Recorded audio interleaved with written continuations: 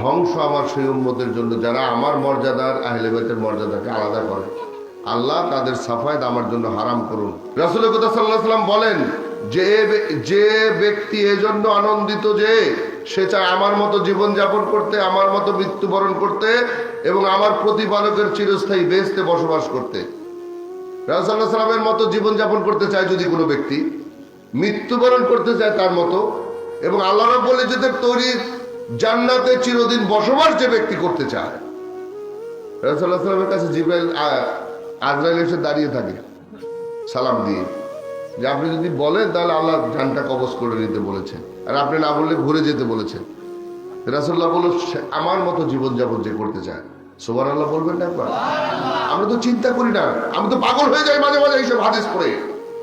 খোদার কসম আমার মনে হয় পাগল হয়ে গেলাম যে আমার মতো জীবনযাপন যে করতে চায়, আমার মতো মৃত্যুবরণ যে করতে চায়, আল্লাহর চিরস্থায়ী জান্নাতে যে বসবাস করতে চায়, সেই ব্যক্তি কিভাবে সে যেন আমার পর আমার আহলে বাইতকে অনুসরণ করে, বলেন সুবহানাল্লাহ। সে যেন আমার পর আমার আহলে বাইতকে অনুসরণ করে, কারণ তারা আমার সর্বাধিক আপন, তারা আমার সর্বাধিক আপন। আরে শুনেন, বুঝলেন? আরে আপন আপন করেন গালে।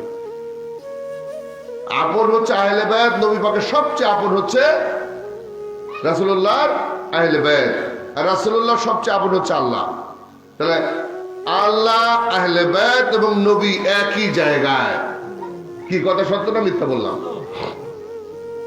কারণ তারা আমার সর্বাধিক আপন এবং তারা আমার অস্তিত্ব লাভ করেছে, আমার জ্ঞান এবং প্রজ্ঞা লাভ করেছে, আমার অস্তিত্ব লাভ করেছে, আমার কাছ থেকে জ্ঞান প্রজ্ঞা লাভ করেছে।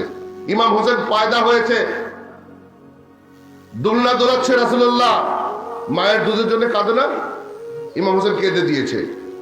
রাসূল সাল্লাল্লাহু আলাইহি ওয়াসাল্লাম এই যে আঙুলটা দেখেছেন, আঙ্গুল, এই আঙ্গুল ঢুকিয়ে দিয়েছে মুখের মধ্যে ইমাম হোসেনের।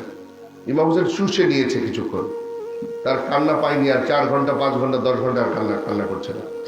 তার কারণ কি, চুষেই তার সমস্ত কিছু নির্যাস নিয়ে নিয়েছে। তাই বলেছে আমার অস্তিত্ব থেকে অস্তিত্ব লাভ করেছে। কি বুঝতে পেরেছেন? তারপরে কি বললেন জানেন? এটা পরে শুনেন। আমার জ্ঞান এবং প্রজ্ঞা লাভ করেছে। ধ্বংস আমার সেই উম্মতের জন্য যারা আমার আহলে বাইতের শ্রেষ্ঠতাকে মিথ্যা মনে করে।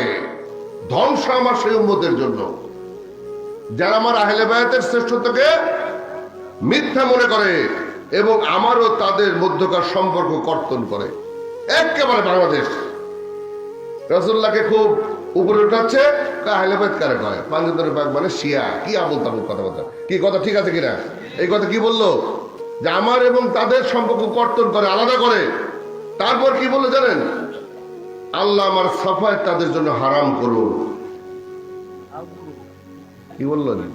কি বুঝলেন? রেকর্ড করে নিয়ে যান আমার কথা।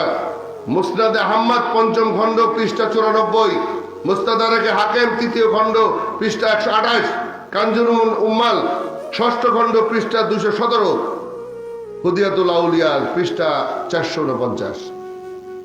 এতগুলো কিতাবের মধ্যে আছে। ধ্বংস আমার সেই উম্মতের জন্য যারা আমার মর্যাদার আহলে বাইতের মর্যাদাকে আলাদা করে। আল্লাহ তাদের সাফায়াত আমার জন্য হারাম করুন। আল্লাহু আকবার। কোথায় আছি আমরা? কিসের দাড়ি, কিসের জুব্বা, কিসের নামাজ, কিসের রোজা, কি নিয়ে চলছি আমরা?